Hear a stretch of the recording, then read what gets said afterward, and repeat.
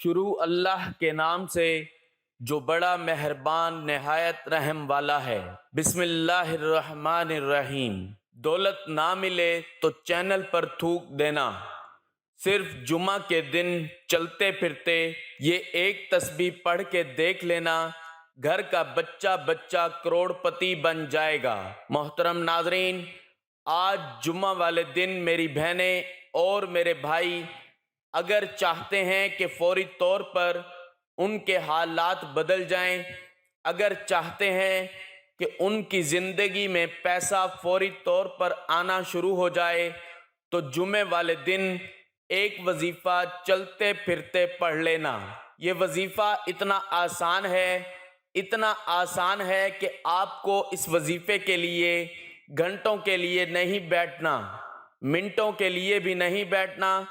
30 second کا وقت نکال لینا ہے اور 30 سیکنڈ کے اندر اندر میرے بتائے ہوئے طریقے سے آپ کو یہ وظیفہ پڑھ لینا ہے۔ زندگی بھر جھولیاں اٹھا کر دعائیں دو گے، آج آپ کو وہ مجرب تسبیح بتانے لگا ہوں۔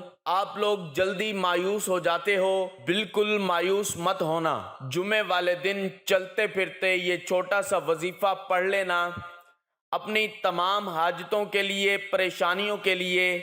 اگر آپ قرضوں میں ڈوب چکے ہو تو قرضوں کو فوراً ادا کرنے کے لیے آپ لوگ چلتے پھرتے کسی بھی وقت جمعہ والے دن اس وظیفے کو پڑھ لینا۔ میرے بھائیوں، میری بہنوں، ساری زندگی جھولیاں اٹھا اٹھا کر دعائیں دو گے، کہو گے کہ واقعی آپ کو کوئی مجرب وظیفہ بتایا تھا، صرف ایک جمعے کو پڑھ لو۔ ساری زندگی اگر آپ لوگ پریشانیوں میں ہو، تنگ دستی میں ہو، غربت میں ہو، فاقوں میں ہو، مفلسی میں ہو، گھر میں آپ کے جھگڑے لڑائیاں ہیں، میرے بھائیوں میری بہنوں، زندگی آپ کی گزر گئی، لیکن آپ نے 2 پیسوں کا منہ کبھی ایک ساتھ نہیں دیکھا۔ کچھ پیسے آپ کے پاس معمولی سے آتے ہیں تو وہ آدھے مہینے میں ختم ہو جاتے ہیں۔ گھر میں برکت نہیں ہے، گھر میں پریشانیاں ہیں، جھگڑے ہیں، پیسوں کی تنگی کی وجہ سے۔ سب مسائل کی جو جڑ ہے وہ پیسہ ہے۔ سارے مسائل جو آپ کے گھر میں، آپ کی زندگی میں ہیں، وہ پیسوں کے نہ ہونے کی وجہ سے ہیں۔ کیونکہ اگر ہماری زندگی میں پیسہ نہ ہو، رزق نہ ہو، دولت نہ ہو تو ہماری زندگی میں کچھ بھی نہیں۔ آج کل کے دور میں پیسے کے بنا کچھ بھی نہیں ہے۔ جہاں ہم جائیں گے ہمیں صرف اور صرف پیسہ چاہیے۔ تو آج کا وظیفہ جو میں اپنے بہن بھائیوں کو بتانے لگا ہوں، اس عمل کو آپ جمعہ کے دن پڑھ لیں۔ آپ کسی بھی ملک میں ہو، دنیا کے کسی کونے میں ہو، آپ لوگ بیٹھ کر یہ ویڈیو دیکھ رہے ہو، ویڈیو ایک مرتبہ مکمل دیکھنا، کیونکہ ویڈیو آپ مکمل دیکھو گے نہیں، سمجھو گے نہیں تو وظیفہ پڑھو گے کیسے؟ آپ کی اپنی مرضی ہے، جیسے آپ کا اپنا دل مانے، لیکن جب آ چکے ہو تو ویڈیو دیکھنے لگے ہو تو وظیفے کو سمجھو اور پھر کرو تو پھر فائدہ نہ ہو، ایسا ہو ہی نہیں سکتا۔ آپ لوگ اللہ پاک کا نام پڑھو، قرآنی آیات پڑھو، تو ایسا ہو ہی نہیں سکتا کہ آپ کو فائدہ نہ ہو۔ میں نے کئی لوگوں کو، سمجھ لو میں نے ہزاروں لوگوں کو وظائف بتائے ہوں گے، اور میرے پاس کئی لوگوں کے وظائف پڑھتے ہی ایسے میسیجز آتے ہیں کہ خوشخبری آ جاتی ہے کہ فوراً سے ہمارا فلاں کام بن گیا، ہمارا فلاں حاجت پوری ہو گئی، ہماری مرادیں پوری ہو گئیں، ہمارا قرض تھا وہ اتر گیا، ہمیں ذاتی مکان مل گیا۔ کئی لوگوں کو فوری طور پر اثر کر جاتے ہیں، اور کچھ لوگوں کی ایسی بندشیں ہوتی ہیں، ایسے ان کے مسائل آزمائشیں ہوتی ہیں ان پہ کہ ان کو کچھ مرتبہ وظائف پڑھنے پڑتے ہیں، تب جا کے اثر کرتا ہے۔ یہ میں نے خود دیکھا ہے کہ کچھ لوگوں کو ایک وظیفہ پڑھا فوراً اثر ہو گیا، اور کچھ لوگوں کو کچھ مرتبہ پڑھنا پڑتا ہے، لیکن آپ مایوس مت ہوں۔ اللہ کی مکمل کتاب قرآن حکیم بندوں کے لیے سکون کا باعث ہے، ہدایت کا سامان ہے، اور زندگی کے ہر موڑ پر انہیں امیدیں دلاتی ہے۔ اس لیے اسے سینے سے چمٹائے رکھنے، حرز جان بنائے رکھنے، پڑھنے پڑھانے اور زندگی میں اتارے رکھنے کی ضرورت ہے۔ ہمیں جب بھی بے چینی محسوس ہو، اللہ کا کلام پڑھیں، پریشانی کا سامنا ہو، کلام الہی کی تلاوت کریں، خوف و ہراس کا منظر ہو، ذکر خالق سے دل و زبان تر و تازہ کریں۔ یعنی ہمیں کبھی مایوس ہونے کی ضرورت نہیں ہے، خواہ حالات کچھ بھی ہوں۔ آخر ہمارا کوئی خالق ہے، وہ سب کچھ دیکھ اور سن رہا ہے، سب کی نگرانی کرنے والا ہے، سب کی حاجتیں پوری کرنے والا ہے، روزی روٹی سے لے کر زندگی کا ہر سامان مہیا کرنے والا ہے۔ ہم کیوں مایوس ہوتے ہیں جبکہ اللہ نے ہمیں ہر قسم کی پریشانی سے نکلنے کا راستہ بتلایا ہے، خیر و شر کی تمیز دی ہے، ایمان و کفر کا فرق دیا ہے، ایک روشن دین اور کھلی کتاب دی ہے جس کے ہر کلمہ میں روشنی، امید اور ہدایت ہے۔ ممکن ہے دیگر مذاہب میں مایوسی کی تعلیم دی گئی ہو، مگر اسلام میں اس کو کوئی جگہ نہیں دی گئی، بلکہ مایوسی ایسا گناہ ہے جو کفر تک لے جاتا ہے اور بسا اوقات آدمی کافر بھی ہو جاتا ہے۔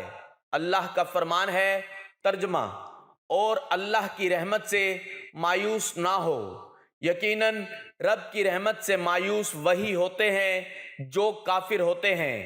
دوسری جگہ اللہ کا فرمان ہے، ترجمہ: کہا اپنے رب تعالیٰ کی رحمت سے نا امید تو صرف گمراہ اور بہکے ہوئے لوگ ہی ہوتے ہیں۔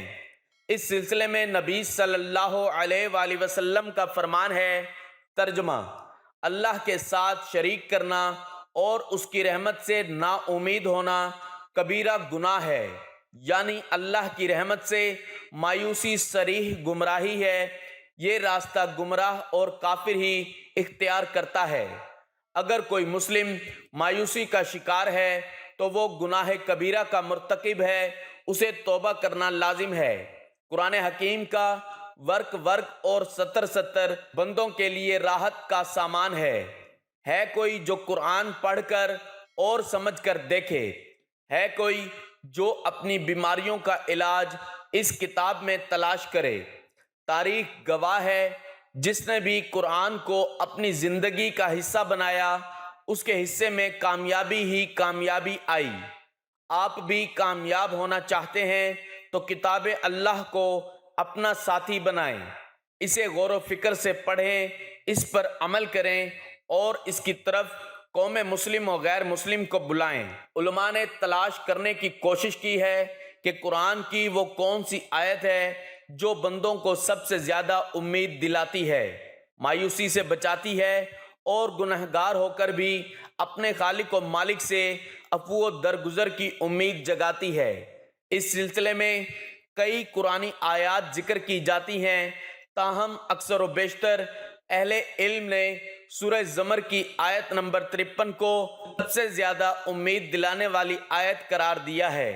اللہ کا فرمان ہے، ترجمہ: میری جانب سے کہہ دو کہ اے میرے بندو، جنہوں نے اپنی جانوں پر زیادتی کی ہے، تم اللہ کی رحمت سے نا امید نہ جاؤ، بالیقین اللہ تعالیٰ سارے گناہوں کو بخش دیتا ہے، واقعی وہ بڑی بخشش بڑی رحمت والا ہے۔ یہ قول حضرت علی اور حضرت عبداللہ بن مسعود رضی اللہ تعالیٰ عنہما کی طرف بھی منسوب ہے، مگر سندہ یہ اقوال ثابت نہیں ہے۔ جب ہم مذکورہ آیت کی شان نزول تلاش کرتے ہیں تو صحیح بخاری میں حضرت ابن عباس رضی اللہ تعالیٰ عنہ سے مروی یہ روایت ملتی ہے کہ ترجمہ: مشرکین میں سے کچھ لوگوں نے بہت خون ناحق بہائے تھے اور بکثرت زنا کرتے رہے تھے۔ وہ حضرت محمد صلی اللہ علیہ وآلہ وسلم کے پاس آئے اور عرض کیا کہ آپ جو کچھ کہتے ہیں اور جس کی دعوت دیتے ہیں وہ یقیناً اچھی چیز ہے، لیکن اگر آپ ہمیں اس بات سے آگاہ کر دیں کہ اب تک ہم نے جو گناہ کیے ہیں کیا وہ معافی کے قابل ہیں، تو اللہ تعالیٰ نے یہ آیت نازل فرمائی، وہ لوگ جو اللہ کے ساتھ کسی دوسرے معبود کو نہیں پکارتے اور کسی جان کو ناحق قتل بھی نہیں کرتے جس کا قتل اللہ نے حرام کیا ہے مگر حق کے ساتھ، اور نہ وہ زنا کرتے ہیں۔ اور یہ آیت بھی نازل فرمائی، کہہ دیجئے اے میرے بندو، جنہوں نے اپنی جانوں پر زیادتی کی ہے، اللہ کی رحمت سے مایوس نہ ہو جاؤ۔ گو کہ شان نزول میں خطاب مشرکین مکہ کو ہے، مگر اس آیت کا حکم عام ہے۔ اس میں مشرکین و کفار اور ہر قسم کے گناہ گار شامل ہیں جنہوں نے خوب گناہ کر کے اپنی جانوں پر ظلم کیے ہوں۔ حافظ ابن کثیر رحمۃ اللہ علیہ نے اس آیت کے متعلق لکھا ہے کہ یہ آیت تمام نافرمانوں، خواہ کافر ہوں یا دوسرے، توبہ اور انابت کی طرف دعوت دینے والی ہے اور خبر دینے والی ہے کہ اللہ توبہ کرنے والے اور اس کی طرف رجوع کرنے والوں کے سارے گناہ معاف کر دیتا ہے، گناہ کتنے بھی ہوں اور سمندر کی جھاگ کے برابر کیوں نہ ہو جائیں۔ اور اس آیت کو توبہ پر محمول نہ کرنا صحیح نہیں ہے، کیونکہ شرک توبہ کے بغیر معاف نہیں کیا جاتا ہے۔ اس آیت کو توبہ پر محمول کرنا ضروری ہے، جیسا کہ حافظ رحمۃ اللہ علیہ نے کہا ہے، تاکہ قرآن کی اس آیت سے ٹکراؤ نہ ہو جس میں کہا گیا ہے کہ اللہ سارے گناہ معاف کر سکتا ہے سوائے شرک کے۔ اللہ کا فرمان ہے، ترجمہ: یقیناً اللہ تعالیٰ اپنے ساتھ شریک کیے جانے کو نہیں بخشتا اور اس کے سوا جسے چاہے بخش دیتا ہے، اس لیے اللہ کی ذات پر پورا بھروسہ رکھنا چاہیے۔ بے شک اللہ تعالیٰ مہربان نہایت رحم والا ہے۔ اللہ پاک کی ذات پہ یقین کرتے ہوئے آپ کو آج کا وظیفہ پڑھنا ہے، اور آج کا یہ وظیفہ ایسا وظیفہ ہے، جمعہ کے دن کا یہ وظیفہ پڑھنے والا یا پڑھنے والی میری بہنیں، میں نے جس کو بتایا اس میں سے 90% لوگوں کو فائدہ ہوا۔ آج آپ کو وہ خاص وظیفہ بتانے لگا ہوں جس کو اگر آپ لوگ بتائے ہوئے طریقے کے مطابق کر لیتے ہیں تو انشاءاللہ 100% لوگوں کو فائدہ ہوگا۔ یہ سمجھ لیں، آج اپنے سینے کا راز اپنی دکھی بہنوں بھائیوں کو بتانے لگا ہوں۔ اگر آپ کی غریبی امیری میں نہ بدل جائے تو پھر مجھے کہنا، آپ کی آیتیں فوری طور پر پوری نہ ہو جائیں تو پھر مجھے کہنا۔ انشاءاللہ اللہ پاک نے چاہا تو جو مراد ہوگی، جو حاجت ہوگی، جو پریشانی ہوگی، فوری طور پر وہ پوری ہو جائے گی انشاءاللہ۔ اور بڑی آپ کی مشکلات ہوں گی، قرضوں میں ڈوب چکے ہو، بیماریاں ہیں، گھر میں جھگڑے ہیں، انشاءاللہ جو بھی پریشانی ہے وہ بھی ختم ہو جائے گی اللہ پاک کے حکم سے۔ اب میرے بھائیوں، میری بہنوں، اس وظیفے کو جمعے کے دن آپ کو پڑھنا ہے۔ میں پہلے بتا چکا ہوں، ویڈیو پہ بھی آپ نے دیکھ لیا ہے کہ جمعہ کے دن کا یہ وظیفہ ہے۔ آپ لوگ چاہے دنیا کے جس کونے میں ہو، کسی بھی ملک میں ہو، آپ جمعہ والے دن، جب آپ کے ملک میں جمعہ کا دن ہو تو آپ لوگ چاہو تو کسی وقت کی نماز کے بعد بھی یہ وظیفہ پڑھ سکتے ہو کہ آپ لوگ فجر کے بعد پڑھ لو، ظہر کے بعد پڑھ لو، عصر، مغرب یا عشاء کی نماز کے بعد پڑھ لو۔ چاہو تو کسی وقت کی نماز کے بعد یہ وظیفہ پڑھ لو، جمعہ کے بعد پڑھ لو۔ اگر بھول جاؤ اور نہ پڑھ سکو تو جمعے والے دن چلتے پھرتے گھر میں ہو تو گھر میں پڑھ لو، دکان میں ہو تو پڑھ لو، آفس میں ہو تو پڑھ لو، جاب پر ہو، اسکول میں ہو، یونیورسٹی میں ہو، مسجد میں ہو، مدرسے میں ہو، جہاں کہیں جمعہ کے دن کو موجود ہوں، میرے بتائے ہوئے طریقے سے آپ لوگ یہ وظیفہ پڑھ لینا۔